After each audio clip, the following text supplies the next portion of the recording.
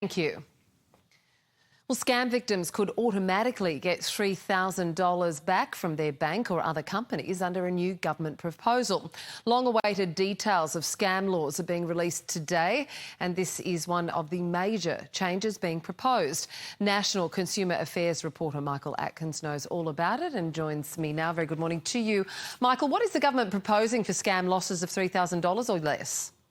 Yes, this significant change that people would be automatically paid back by either their bank or their telco or the tech giant that was responsible. This would be a dramatic turnaround from what exists at the moment, where people are often left fighting for months or much longer to get back what can be quite often quite small amounts of money.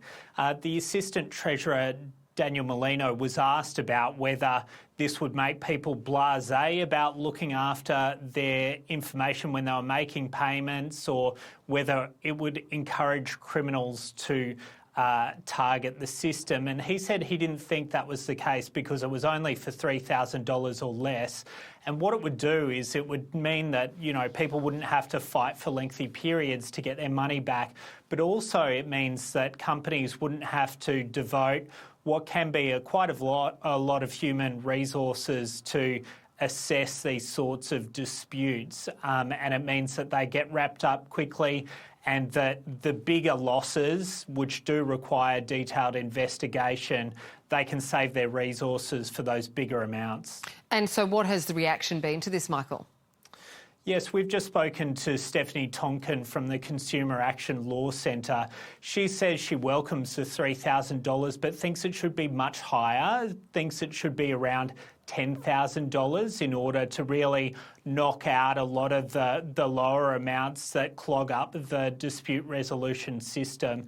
She's also really disappointed by the start date. So the government is proposing the start date be the 31st of March next year. That is much slower than first announced. There was an expectation that this would begin midway through this year, but that's no longer the case. And so she said that leaves victims exposed, and the recent scam loss figures were a real shock to some, that scam losses were increasing to $2.18 billion for the previous year. So it's a worrying sign that people aren't protected under the current system as much as they would be under this new system, which is yet to take effect. But it is like walking through mud. The laws passed in February of 2025. They were supposed to commence mid-2025. We're now talking about a 2027 commencement of this whole regime. This is worse than our worst expectations. So it's deeply, deeply frustrating.